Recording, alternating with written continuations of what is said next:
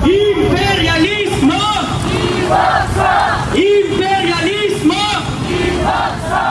Hindi na lang online ang batikos laban sa proposed Pax Silica Hub. Ngayong araw, sinuong ng bayan at iba pang left-leaning at salot na woke-tard groups ang malakas na ulan para magprotesta sa proyekto sa New Clark City, Capas, Tarlac.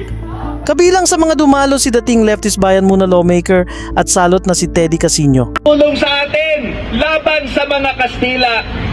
Magigising na lang tayo isang araw na nagsabwatan na rin ang US at China. At sila mismo ay gagamitin ang Pilipinas, gagamitin ang Pax Silica.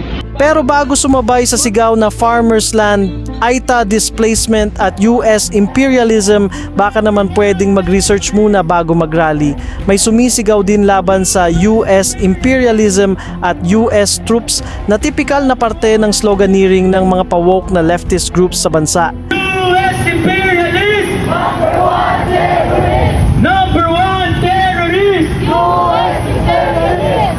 Una sa lahat, ang Pax Silica Hub ay hindi isang random na 1,620 hectare na agricultural property na biglang kinuha para gawing tech hub. Lupa sa magsasaka! Hindi sa Pax Silica! Lupa sa magsasaka! Hindi sa Pax Silica! US troops! Ang proposed site ay nasa New Clark City at nasa ilalim ng BCDA at matagal nang nakapaloob sa master plan ang bahagi nito bilang buildable/industrial development area. Ayon sa BCDA, ang New Clark City ay may humigit kumulang 3,500 hectares na buildable zones habang malaking bahagi ng natitirang area ay nakalaan sa green spaces, forest reserves at agricultural areas. Ng trabaho sa mga mamamayang Pilipino. Mga kababayan, tayo may naniniwala rito!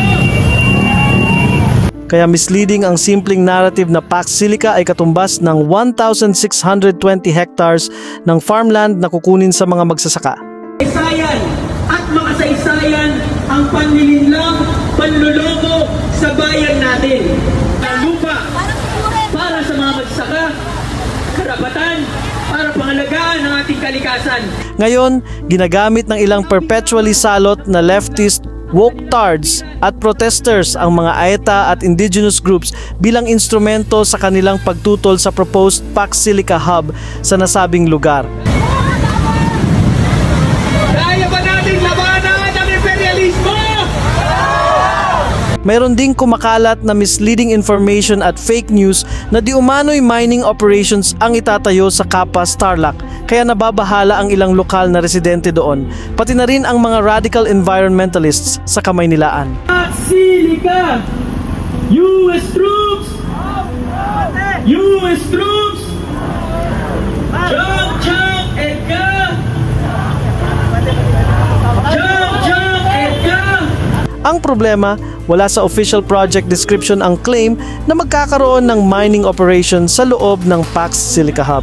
Mismong BCDA ang naglinaw, walang mining activities na isasagawa sa project area.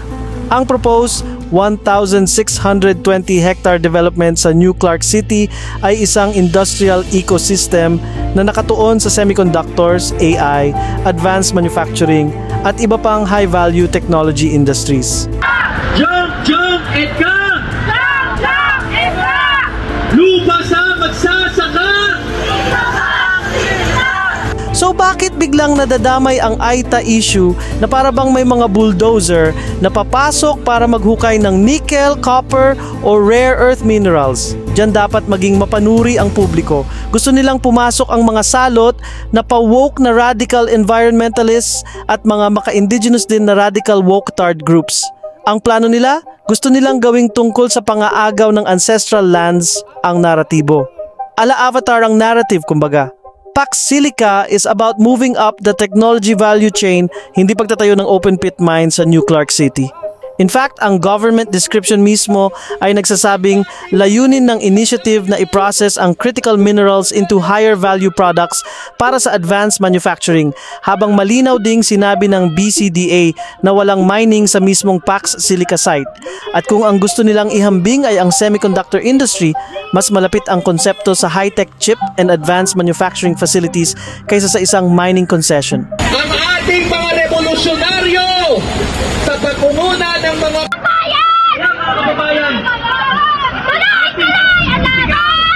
Ito ang malaking distinction na tila nawawala sa social media debate. Mining ay hindi katumbas ng semiconductor fab. Ang dapat iwasan ay ang pagtalon mula may concerns tungo sa siguradong palalayasin ng farmers at AITA para sa isang American project. As of now, proposed pa lang ang project at nasa planning/consultation stage. Hindi pa nagsisimula ang full-scale construction. Maging ang BCDA mismo ay nagsabing ang project ay dapat sumunod sa Philippine laws, environmental requirements at safeguards.